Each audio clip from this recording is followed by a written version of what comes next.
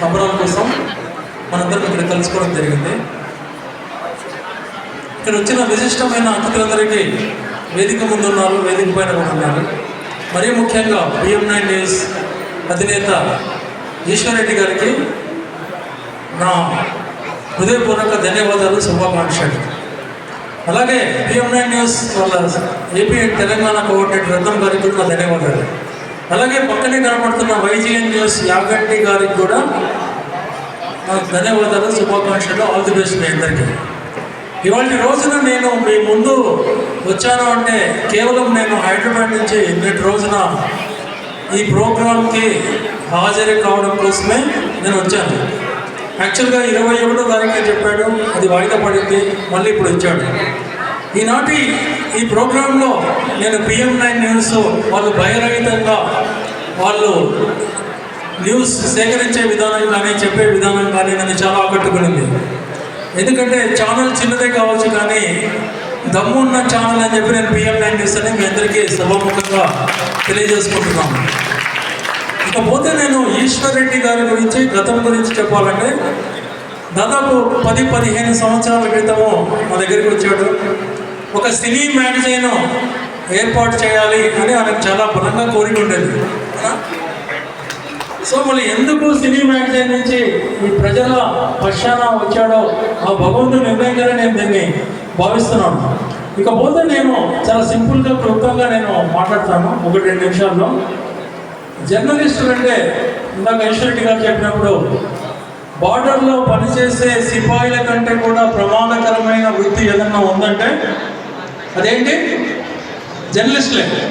So అలాంటి journalist వృత్తిని ఆయన ఎన్నుకొని నిర్భయరహితంగా అది మంత్రులు కానీ ఎమ్మెల్యేలు కానీ ఎంపీలు కానీ లేదంటే ఇంకోటి మీద కానీ ఆయన రిపోర్ట్ చేస్తున్నాడు. నిజంగా సదా నేను ఆయన డేరింగ్కి కానీ లేదంటే ఆయన చిత్తశుద్ధికి కానీ వాళ్ళందరి టీంకి నేను మనస్ఫూర్తిగా మరొకసారి ధన్యవాదాలు తెలియజేసుకుంటాను. అలాగే ఇక్కడ విచ్చేసిన ఎంతోమంది జర్నలిస్టు మిత్రులందరూ కూడా నాకు అందరూ పరిచయమే.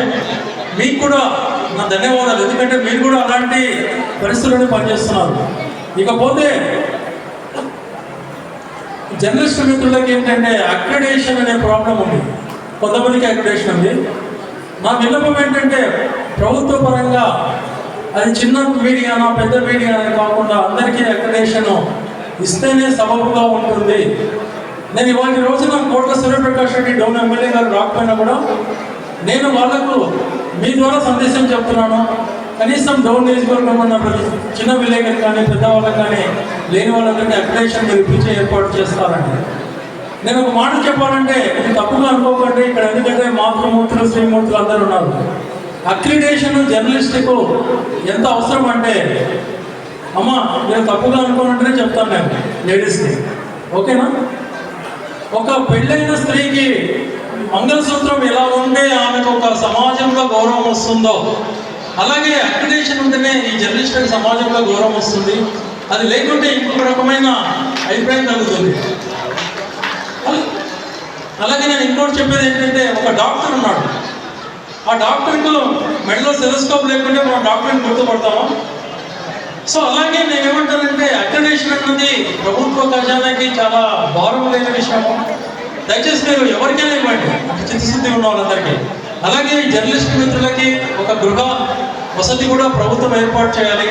దానికోసము మన డోన్ ఎమ్మెల్యే కోట్ల సూర్యప్రకాష్ రెడ్డి గారికి కూడా నేను ఒక మాట చెప్తాను. అలాగే ఇన్సూరెన్స్ సౌకర్యం కూడా కలిగించాలి. అలాగే వాళ్ళకు సమాజంలో ఎవరి నుంచైనా ఏదైనా ఆపద కానీ ముప్పు వాటినా కూడా ప్రభుత్వ పరంగా ఉన్న పోలీసు వ్యవస్థ కూడా వాళ్ళకు తగిన ధైర్యం ఇస్తూ తగిన రక్షణ కూడా తీర్చుకోవాలని కూడా నేను కోరుతున్నాను. అలాగే నేను ఇంకొకటి చెప్పేది ఏంటంటే ఈ జర్నలిస్టు మిత్రులందరికీ కూడా ఇప్పుడు ఈశ్వర్ రెడ్డి గారి వాళ్ళ ఆయన ప్రోగ్రాము ఏదో నార్మల్గా సివిల్ డ్రెస్లో ఉన్నాడు. సరే, ఇంకా రత్నం గారి గురించి చెప్పనక్కర్లేదు, ఆయన అన్నారు. నేనేమంటానంటే డౌన్ నుంచి ఒక కొత్త ఒరవడి ప్రవేశపెట్టాలని నేను కోరుతున్నాను ఈశ్వర్ రెడ్డి గారిని కానీ ఇక్కడ ఉన్న జర్నలిస్టు మిత్రులందరూ కానీ. మీకంటూ మీరు ఒక డ్రెస్ కోడ్ ఏర్పాటు చేసుకొని ఒక షూట్ కానీ ఇంకోటి కానీ చక్కటి ఒక బంగారు వర్ణంలో మెరిసిపోయే ఒక బ్యాడ్జ్ వేసుకొని మీరు ఎవరి దగ్గరికి వెళ్ళినా కూడా గౌరవ మర్యాదలు ఇంకా ఎక్కువ పొందుతారని నేను ఆశిస్తున్నాను. అలాగే డౌన్లో మీకంటూ ఒక ప్రెస్ క్లబ్ ఉండాలి. ఎందుకంటే మేము రాజకీయ నాయకులము, మా ఇంటి దగ్గర గురించి మాట్లాడితే మీకు మేము గౌరవం ఇచ్చినా, టీ ఇచ్చినా, బిస్కెట్ ఇచ్చినా, స్వీట్ ఇచ్చినా, ఇంకోటి ఇచ్చినా కూడా ఒక ప్రెస్ క్లబ్లో వచ్చి మేము మాట్లాడుతుంటే మీకు ఇంకాస్త ఎక్కువ గౌరవం ఉంటుందని నేను మీకు అందరికీ సవినయంగా మనవి చేస్తూ, ఇది కూడా కోట్ల సూర్యప్రకాష్ రెడ్డి గారు డౌన్ ఎమ్మెల్యే గారి దృష్టికి నేను తీసుకెళ్తాను. ఇంకొకసారి ఎప్పుడైనా నేను ఇంకా ఎక్కువ ఉపన్యాసాలు సుదీర్ఘంగా మాట్లాడే ప్రయత్నం చేస్తాను. ఈ అవకాశం ఇచ్చిన PM9 న్యూస్ యాజమాన్యం అందరికీ నా ధన్యవాదాలు మరొకసారి తెలియజేస్తూ, మీకు కూడా నేను నా శుభాకాంక్షలు తెలియజేస్తున్నాను. నమస్తే.